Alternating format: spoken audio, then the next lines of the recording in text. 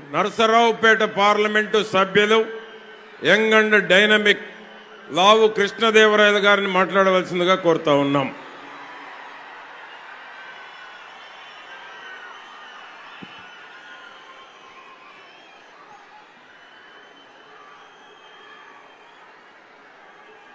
ప్రజాగలం ఈ సభకి పల్నాడులో జరుగుతున్న ప్రజాగలం సభకి రాష్ట్రం నలుమూల నుంచి ఇక్కడికి విచ్చేసిన ప్రతి ఒక్క ఆంధ్రుడికి కూడా పేరు పేరున నా హృదయపూర్వక నమస్కారం.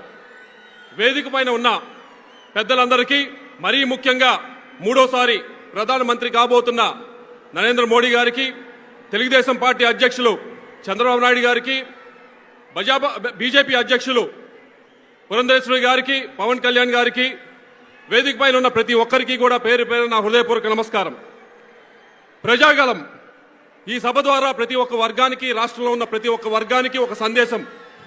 రైతులకు, రాష్ట్రంలో ఉన్న ప్రతి ఒక్క రైతుకి కూడా ఈ సంవత్సరం నుంచి 20,000 రూపాయలు ప్రభుత్వం వైపు నుంచి ఇవ్వబోతా ఉన్నాం ఇన్పుట్ సబ్సిడీ కింద.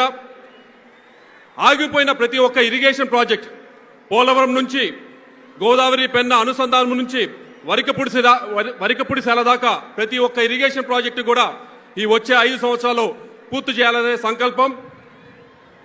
ప్రజాగలం ద్వారా ప్రతి ఒక్క మహిళకి, ఆంధ్రాలో ఉన్న ప్రతి ఒక్క మహిళకి కూడా, కుటుంబాన్ని నడపడానికి కష్టపడుతున్న ప్రతి ఒక్క మహిళకి కూడా చెప్దాం. ఉచితంగా 3 సిలిండర్లు ప్రతి సంవత్సరం కూడా ఇవ్వబోతున్నాం. ఆంధ్రాలో ఉన్న ప్రతి ఒక్క యువతకి కూడా చెప్దాం, వారి కళలకు రెక్కలు తొడుగుదాం. వారికి, ఆంధ్ర యువతకి ఆంధ్రాలోనే ఉపాధి కల్పన చేద్దాం.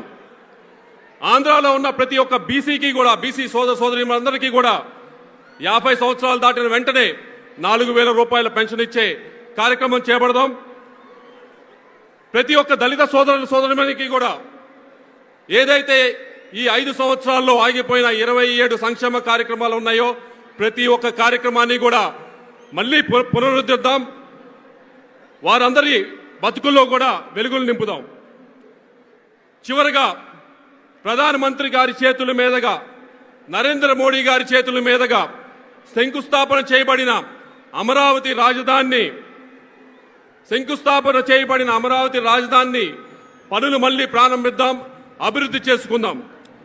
చివరగా చెప్పేది ఒకటే, అప్పుల ఆంధ్రప్రదేశ్ నుంచి సువర్ణ ఆంధ్రప్రదేశ్గా ఈరోజు ఈ పల్నాడులో జరుగుతున్న ప్రజాగలం ద్వారా ప్రతి ఒక్క ఆంధ్రుడికి చెబుదాం, ఈ కూటమిని బలపరచండి, సువర్ణ ఆంధ్రప్రదేశ్ నిర్మించుకుందామని చెప్పి ప్రతి ఒక్క ఆంధ్రుడికి చెప్తూ నాకు ఈ అవకాశం ప్రసాదించిన ప్రతి ఒక్కరికి కూడా ధన్యవాదాలు తెలుసుకుని సెలవు తీసుకుంటా ఉన్నాం.